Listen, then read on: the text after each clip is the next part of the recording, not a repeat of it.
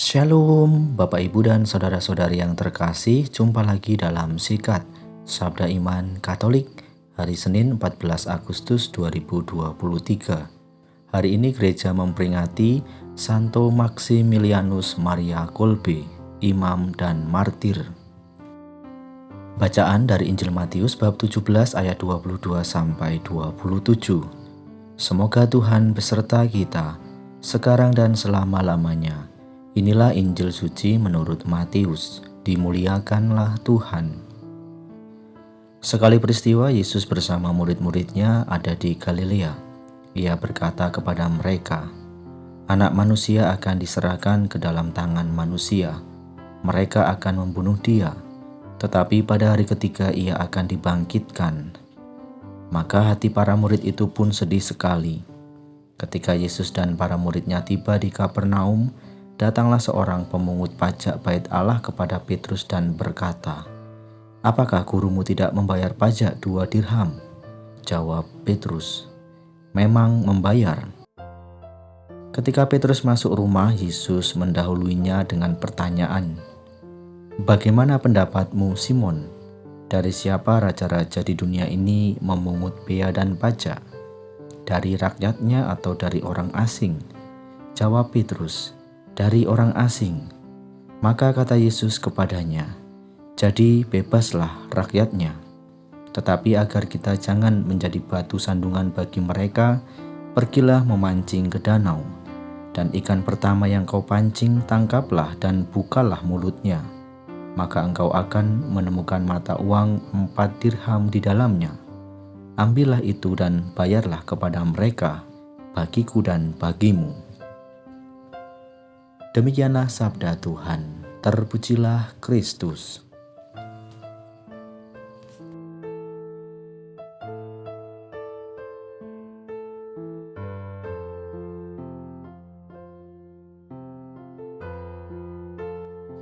Bapak, Ibu, dan saudara-saudari yang terkasih dalam Kristus, para pendengar setia Sabda Iman Katolik dimanapun Anda berada, selamat pagi dan berkah dalam. Dalam bacaan Injil pada hari ini, Yesus menubuatkan tentang kemartiran yang akan diterimanya. Yesus berkata, anak manusia akan diserahkan ke dalam tangan manusia dan mereka akan membunuh dia, dan pada hari ketiga ia akan dibangkitkan. Kelak nubuat Yesus itu terbukti, dia rela mati di salib. Mengapa Yesus rela mati? Jawabannya adalah karena dia menggantikan kita manusia yang seharusnya dihukum karena dosa-dosa kita. Dia rela menggantikan hukum Allah. Dia rela menggantikan hukuman Allah atas diri kita manusia karena dia mengasihi kita. Dalam Injil Yohanes, Yesus memberikan jawaban itu.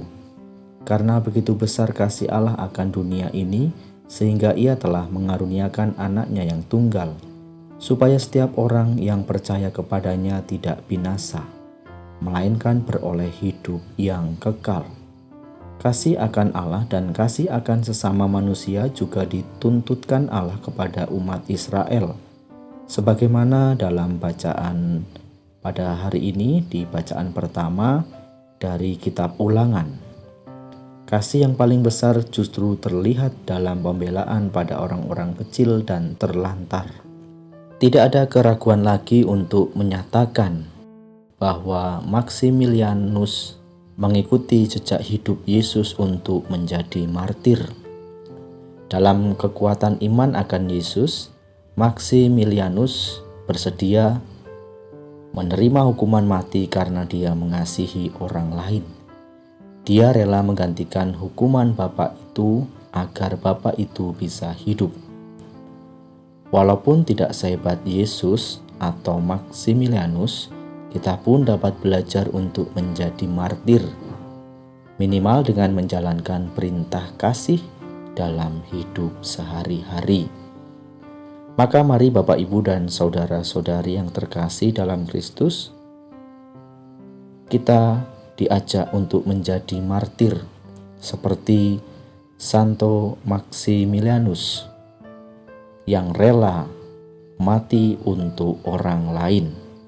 Semoga melalui peristiwa pada hari ini kita juga dimampukan untuk bisa menjadi martir di zaman modern ini. Tentu saja dengan menjalankan perintah kasih Allah kepada sesama kita, kepada orang-orang yang kita jumpai. Semoga kita dimampukan untuk menjalankan tugas panggilan hidup kita. Kemuliaan kepada Bapa dan Putra dan Roh Kudus, seperti pada permulaan, sekarang, selalu, dan sepanjang segala abad. Amin.